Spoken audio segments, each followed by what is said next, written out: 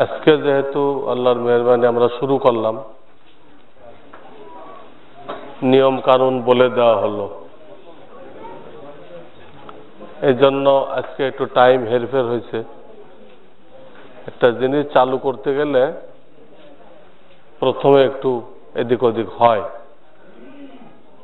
সামনেরটা কিন্তু টাইম মতো হবে সব। যেমন 12:30টায় বয়ান শুরু হয়ে যাবে,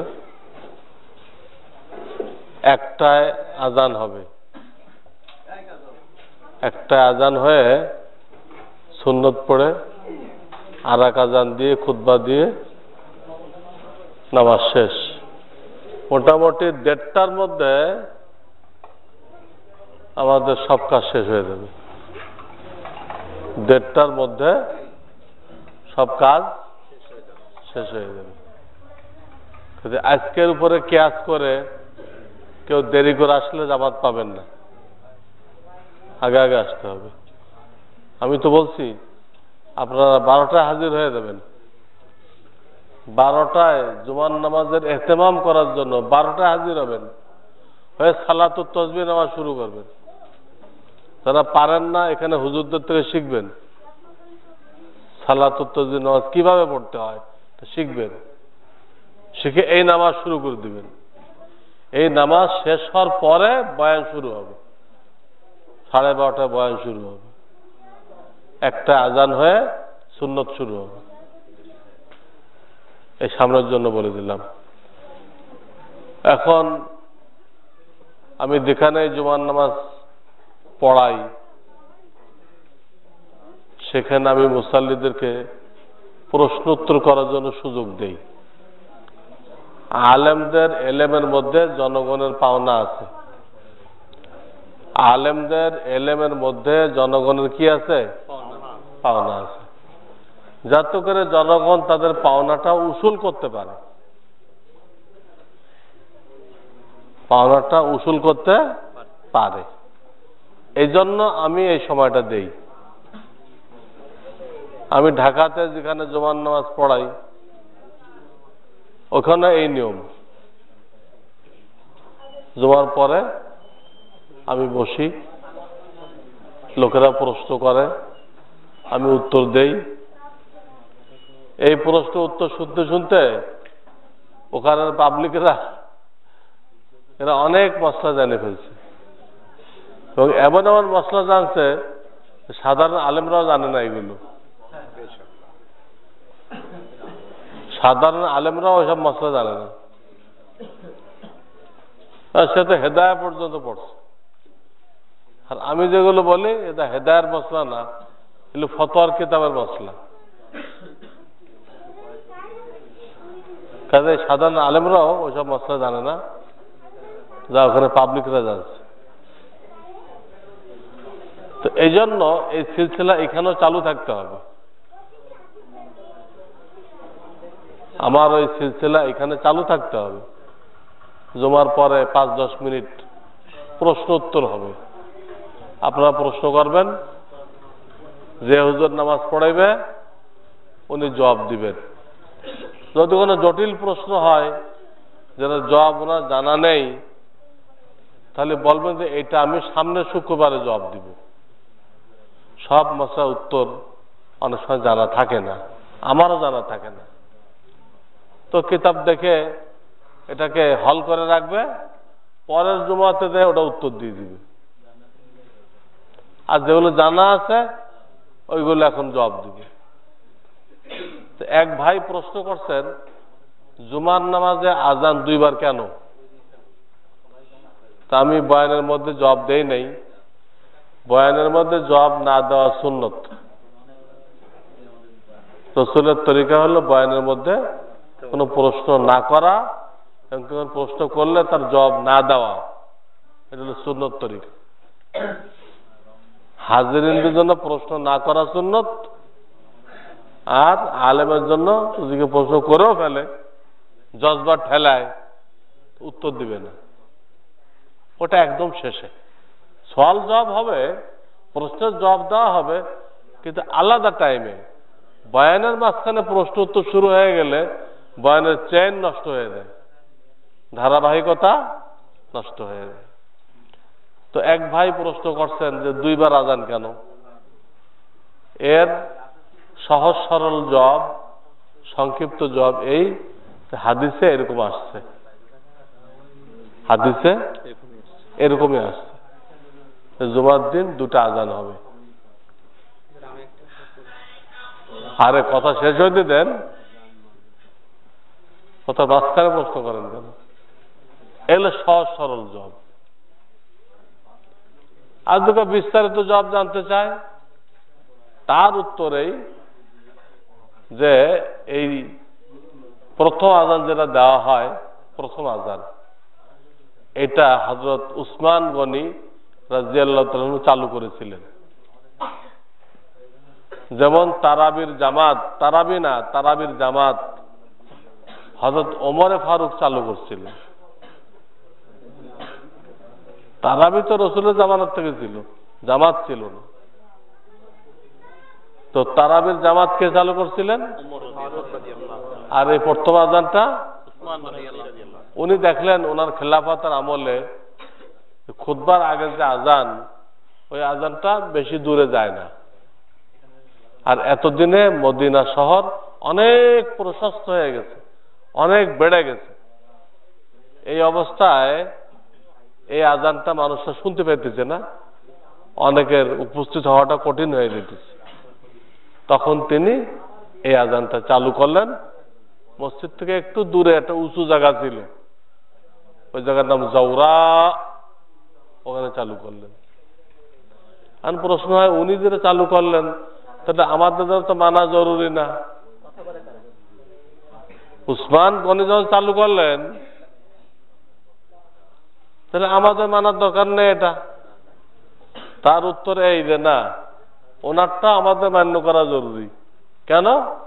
আল্লাহ রসুল বলে দিয়ে গেছেন, আলাইকুম বিসুন্নতি ওয়া সুন্নাতিল খুলাফায়ে রাশিদিন। আমার সুন্নাত মান্য করা তোমাদের জন্য জরুরি, আর খোলাফায়ে রাশিদিন যা কিছু করবে ওটা আমার কথা মনে করবা। আমিও যদি ওই সময় থাকতাম আমিও ওইটা কইতাম, ওই পরিস্থিতিতে আমিও ওটা কইতাম না, আমার কথা মনে করে ওটাও তোমরা মানবা। এই কথা বলে দিয়ে গেছেন। কাজেই হযরত উসমান যদি চালু করে, তিনি খোলাফায়ে রাশিদিনের একজন, তো ওটা মানা আল্লাহ রসুল তাকিদ করে গেছেন, জোর দিয়ে গেছেন। এই জন্য এই আজানটা এখন দেওয়া জরুরি। ওই ভাইয়ের প্রশ্ন উত্তর হয়ে গেছে। আসরের নামাজের পরে যে দুরূদ শরীফটা পড়তে আসে, ওটা কি ওই জায়গায় পড়তে হবে নাকি ওর থেকে সরিয়ে পড়লে হবে? না, ওই জায়গায় পড়াটা উত্তম। যে জায়গায় বসে আপনি আসর পড়লেন, ওই জায়গায় ওই দুরূদটা পড়া উত্তম। যদি বিশেষ কোনো ঝামেলা আসে, আপনাকে যাইতেই হইতেছে, রুগী দেখতে হবে হাসপাতাল, তখন আপনি ওই চলতে চলতে পড়লেও হয়ে যাবে। আল্লাহ কোনো কঠোরতা করেন নাই, পারলে বসে পড়বে। ওই দুরূদ শরীফটা ওই জায়গায় বসে পড়াটাই উত্তম। আর কারো কোনো প্রশ্ন আছে?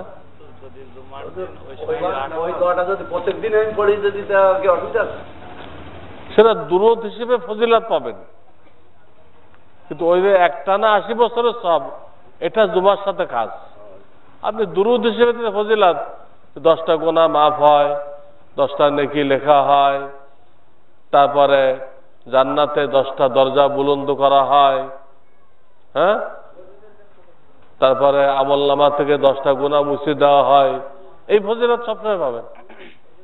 কোন ক্রমে এমন এক মসজিদে আসর পড়ছি যে ওই মসজিদে আসরের দিন গাছতেছি, তখন নামাজের পর এলান হয়েছে গাছটার জন্য এখন সবাই জমা হচ্ছে, আমি কাতারের দূরে আছি কিংবা এমন একটা পজিশনে আছি, এখন আমি যদি ওই জায়গায় বসে শেষ করতে যাই দূর, তাহলে আমার বয়ান অধিক হচ্ছে। এখন এই অবস্থায় আমার কি করা উচিত? তাদেরকেও বোঝানো উচিত যে আপনারা এই আমলটা করে তারপর গাছটার আমল শুরু করেন। কারণ যারা গাছ করবে তারা যে আমলদার হয়, তো তাদের গাছতে বেশি বরকত হবে। আর তাদের আমলে যদি ত্রুটি থাকে, তাদের গাছতে বরকত বেশি একটা হবে না। যেহেতু এই আমলটা এদিক ওদিক করার সুযোগ নেই, গাছ তো আবার শুক্রবারে করাও জরুরি না, আসরের সাথে সাথেও জরুরি না, ওই 10 মিনিট পরে গাছ শুরু করলে অসুবিধা কি? গাছ শনিবারে করলে অসুবিধা কি? কোনো কিতাবে লেখা আছে যে গাছ শুক্রবারেই করতে হবে?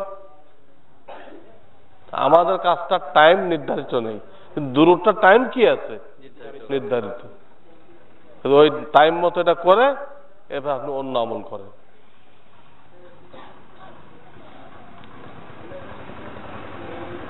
বিভিন্ন বয়ানে শুনেছি কে জান্নাতি আর কে জাহান্নামী তা আগের থেকে আল্লাহ নির্ধারণ করে রেখেছেন। এখন প্রশ্ন হলো, আল্লাহ না করুক, যদি আমি জাহান্নামের তালিকাভুক্ত হয়ে থাকি, তাহলে আমার নামাজ রোজা করে কি লাভ? বুঝছেন প্রশ্ন? আল্লাহ আগেই লিখে রাখছে কে কে জান্নাতি কে কে জাহান্নামী। এক ভাই প্রশ্ন করছে, আমার নাম লিখে রাখছে কোথায়? জাহান্নামে। তাহলে আমি নামাজ পড়লে লাভটা কি? কারণ আপনি আগে তো বুঝবেন কেমনি যে আপনার নাম জাহান্নামে লেখা আছে? কাউকে দেখানো হয়েছে? এই জন্য যারা ওটা আল্লাহর উপরে ছেড়ে দেবে, ওই লেখাটা আল্লাহর কাজ, আল্লাহ করছেন। আমাকে কইছেন নামাজ পড়তে, আমার ওই লেখা নিয়ে ঘাটাঘাটি করতে বলে না। আমার কি কইছেন? নামাজ পড়তে। ওইটা আল্লাহর কিতাব, আল্লাহর ডায়েরি, ওর কি হেকমত আল্লাহ জানে। আমার নামাজ পড়তে কইছে, রোজা রাখতে কইছে, আমি এটা করে যাব। এই মনে করে যারা নামাজ রোজা করে যাবে, তাদের কারণ নাম আল্লাহ জাহান্নামের খাতায় লেখেন নাই। তাদের সকলের নাম কোথায় লিখছেন? আর যারা ওটা জানার চেষ্টা করবে যে আমার নাম যদি জান্নাতে থাকে তাহলে নামাজ পড়বো, আমার নাম যদি জান্নাতের লিস্টে থাকে তাহলে আমি নামাজ পড়বো, এই কথা যারা বলবে, এই লোকগুলোর নাম বাছনি করে করে কোথায় লিখছে আল্লাহ? জাহান্নামের লিস্টের মধ্যে। তো এই ব্যাপারে বিস্তারিত জানার জন্য কিতাবুল ইমানের একটা আলোচনা আছে, ওটা আপনারা পড়ে নেবেন। কিতাবুল ইমানে ভ্রান্তি নিরসন, এটা কত, 3 না 4? কারো পড়া আছে? এই যে তকদিরের বিষয়টা, ভ্রান্তি নিরসন কত? কারো তৌফিক হয় না কিতাবুল ইমানটা পড়ার? হ্যাঁ, দেখি কিতাব দাও। ওখানে এটা বিস্তারিত জবাব দাও। আমি তো 1 মিনিট দিলাম, ওখানে বিস্তারিত জবাব আছে। আপনারা এই কিতাবুল ইমান থেকে ওটা পড়ে নেবেন।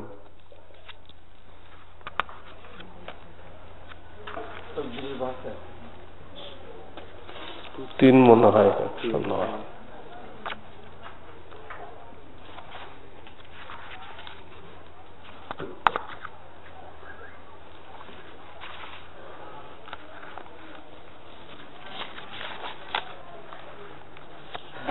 প্রশ্ন আছে নাকি?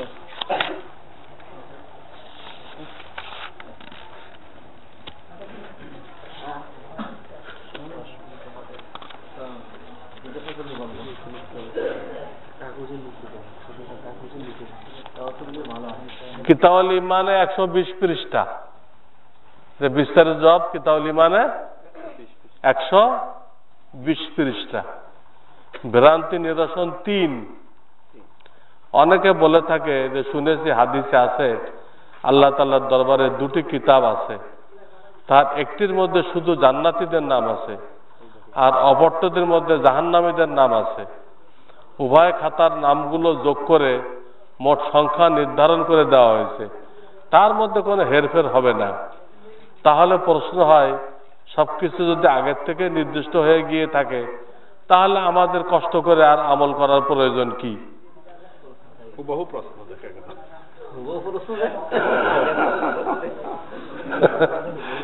120 পৃষ্ঠা, এখানে জবাব, লম্বা জবাব দেওয়া আছে। পড়লে আর কোনো প্রশ্ন থাকবে না।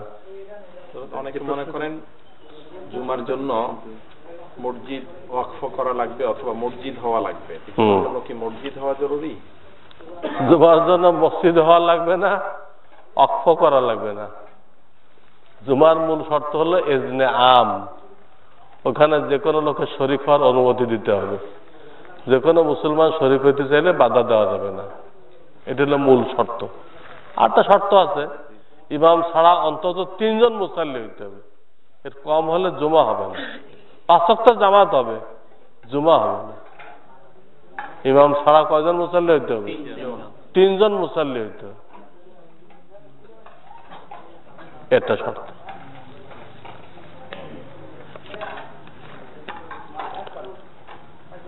এটা তো জব হয়ে গেছে।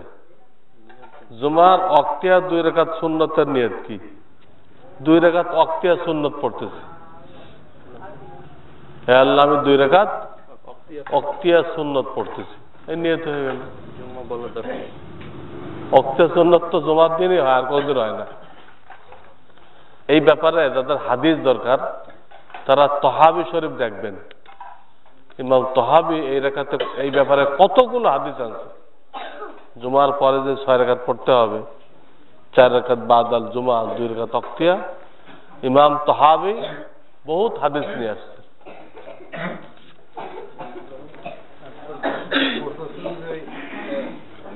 এলাকায় সব মসজিদে জুমার আজান হয় 12:30টায়, আপনি বললেন হবে 1টায়, তাহলে এখানে একটু টাইমের তারতম্য হয়ে গেল না? তো এরকম কোন হাদিস তো নেই যে সব মসজিদে এক টাইমে আজান হইতে হবে। কোন মসজিদে 12:30টায় হয়, সবাই জানে যে একসাথে আজান হয়, নামাজ হয়। সবাই জানলে তো আর আমার আর বলা লাগতো না। সবাই জানলে আমার আর বলার প্রয়োজন কি ছিল? এখন যেভাবে হইতেছে এতে তো অনেক লোক গুনাহগার হইতেছে, অনেক লোক গুনাহগার হইতেছে। আজান হইতেছে কি তারা আসতেছে না। কিন্তু আমি যারা বললাম এতে এই সুরতটা ইনশাআল্লাহ থাকবে না। লোকেরা আগে এসে পড়বে, বা যদি কেউ নাও এসে থাকে আজানের পরে সাথে সাথে চলে আসবে। মনে হয় এখন দেরি করলে আমি আর কিচ্ছু পাবো না। এক ভাই প্রশ্ন করছে তকদির বলতে কি বোঝায়? মখলুকের ভাগ্যলিপি, যা মখলুক সৃষ্টি করার 50,000 বছর আগে আল্লাহ লিখে রাখছেন। আমাদের জীবনে কি কি ঘটবে না ঘটবে আমাদের সৃষ্টি করার 50,000 বছর আগে আল্লাহ লিখে রাখছেন। ভালো মন্দ যা ঘটতেছে সব লেখা আছে। আমাদের শুধু বিশ্বাস করার দায়িত্ব, এটা আমাদের জানা সম্ভবপর না। আমাদের জানা সম্ভবপর না কি লেখা আছে। আমরা ঘটার পরে জানতে পারবো, আগে জানতে পারবো না। কিন্তু দায়িত্ব আমাদের, ইমানের অংশ, যে এরকম একটা জিনিসের লেখা আছে এটা বিশ্বাস করতে হয়। লেখা আছে, একটু পরে আমার জীবনে কি আসতেছে লেখা আছে, আমি জানি না কিন্তু লেখা আছে। কিন্তু কোরআন আল্লাহ বলছেন মা আসাবাকুম মিন শাইইন ফিল আরদি ওয়ালা ফি আনফুসিকুম ইল্লা ফি কিতাবিম মিন ক্বাবলি আন নাবরাহা। ঘটার আগে আমি সব লিখে রাখছি। প্রশ্ন কেমনে? কোটি কোটি মানুষের ভাগ্য কেমনে লিখলো? আল্লাহ জবাব দিচ্ছেন ইন্না যালিকা আলাল্লাহি ইয়াসির। তোমার জন্য কঠিন, আল্লাহর জন্য কঠিন না, বিলকুল আসান। কেন লিখে রাখছি? লিকাইলা তাসাউ আলা মা ফাতাকুম ওয়ালা তাফরাহু বিমা আতাকুম। এই জন্য লিখে রাখছি যে কোন জিনিস যদি হাতছাড়া হয়ে যায় তুমি যেন হায় হুতাশ করে হাট ফেল না করো। আবার কোন বড় নিয়ামত যদি পাও তো তুমি যেন এত বেশি ফুলে না যাও তো ফুলে দিয়ে হাট ফেল বললে। তকদির দ্বারা হাট ফেল থেকে বাঁচা যায়। নিয়ামত পাইলেও ফলে না, চলে গেল বেশি একটা দুঃখিত, ইন্না লিল্লাহ পড়ে শেষ।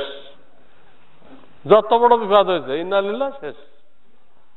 সব ইন্না লিল্লাহ মানে কি? আমি আল্লাহর, আমার সবকিছু আল্লাহর। আল্লাহ যা ভালো মনে করছে তাই ফয়সালা করছে। আমি কে? আমি কে? আমি তো আল্লাহর মালিকানা। কিন্তু পাহারাদার, পাহারাদার তো নাক গলানোর কোনো অধিকার নেই। এরকম হলো কেন? পাহারাদার নাক গলালে তার চাকরি থাকবে? আরেকটা প্রশ্ন আছে,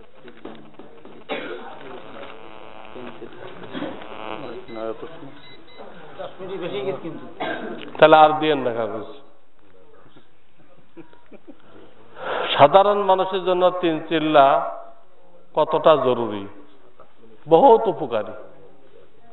দিনের সাথে তার একটা সম্পর্ক গড়ে ওঠে, তার জন্য দিনের উপর চলা সহজ হয়ে যায়। এই জন্য তবলিগরা আমরা মোবাইল মাদ্রাসা বলি।